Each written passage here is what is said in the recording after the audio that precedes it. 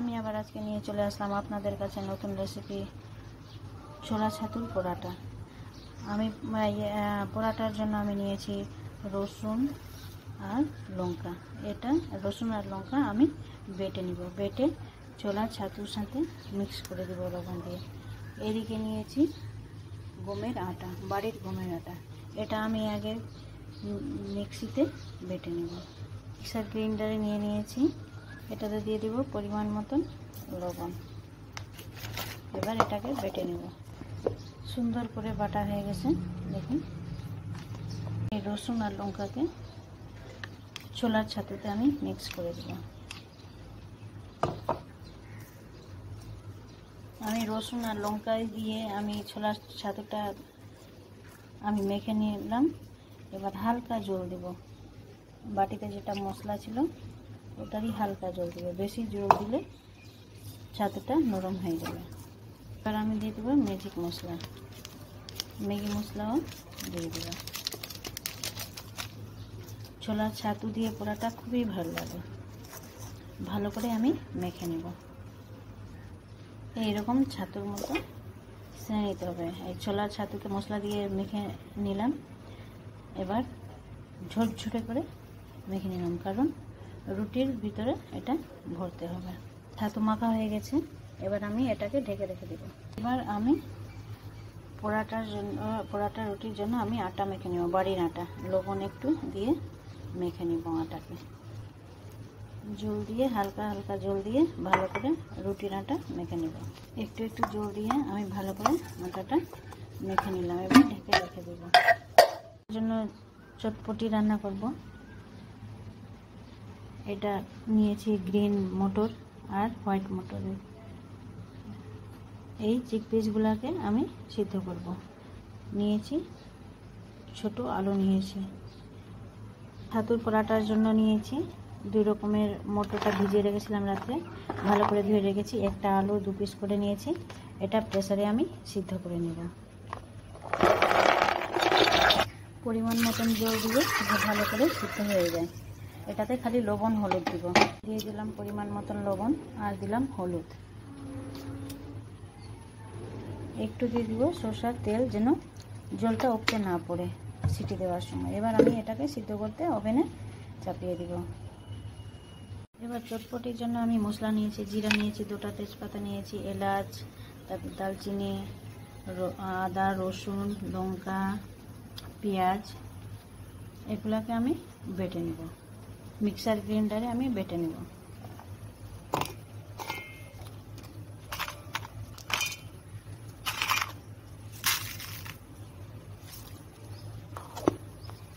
ভালো করে মশলা বাটা হয়ে গেছে।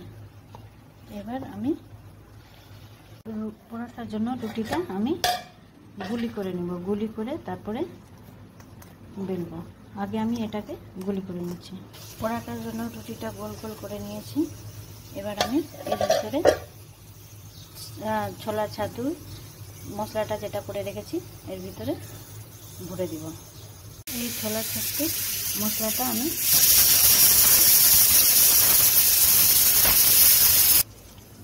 আমি ছোলার ছাতুর মশলাটা আমি ভরে দিয়েছি রুটির মধ্যে। এবার এমনি করে মুখটা আমি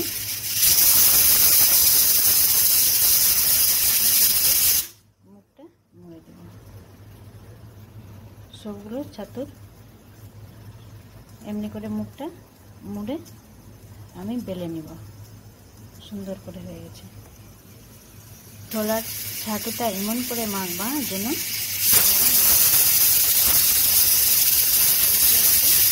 জল দিয়ে, মশলা দিয়ে আগে মাখবা, হালকা জল দিয়ে তারপরে মেখে নিবা ছোলার ছাতুকে।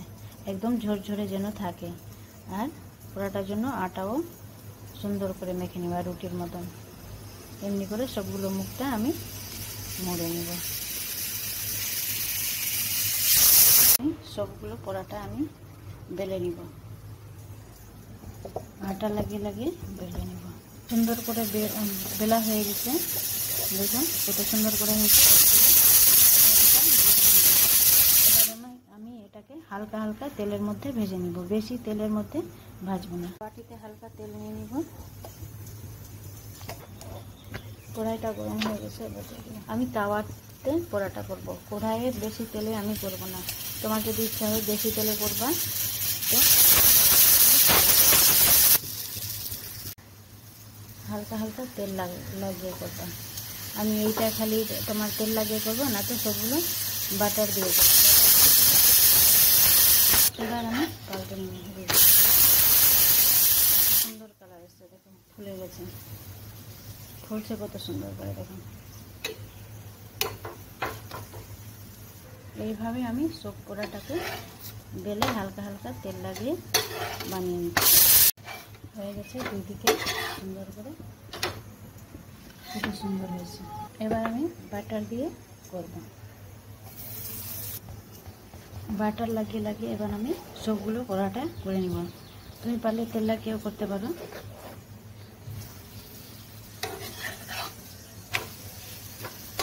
এইভাবে বাটার লাগিয়ে সব আমার পরোটা বাটার দিয়ে রান্না হয়ে গেছে। সবগুলো ফুলে ফুলে গেছে,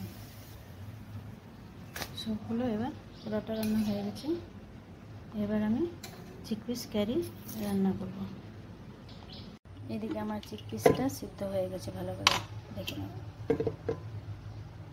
কড়াই চাপিয়ে দিয়েছি, তেল দিয়ে দিব। আলুটা আমি বের করে নিচ্ছি,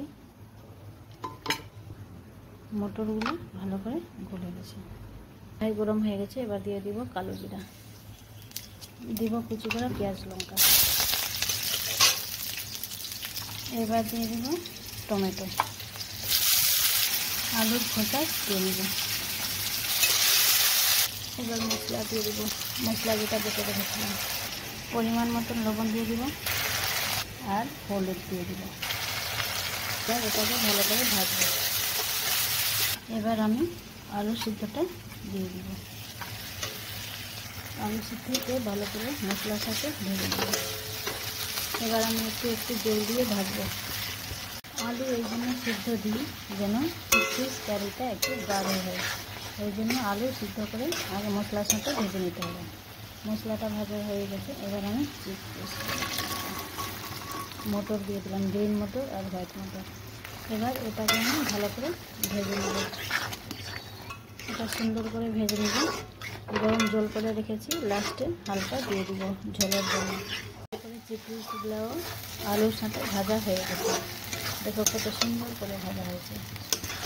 এটা পারফেক্ট রাইসে খুবই সুন্দর লাগবে এটা।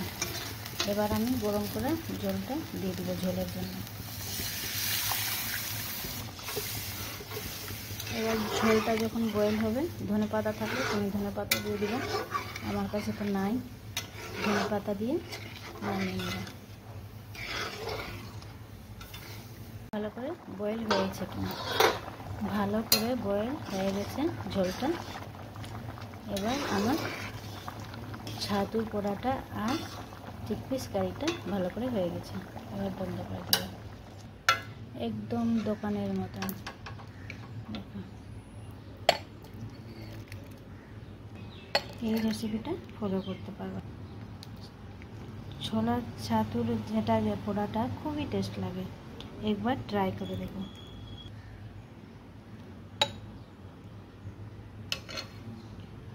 এখানে আমার ছোলা ছাতুর রেসিপিটা কমপ্লিট হচ্ছে।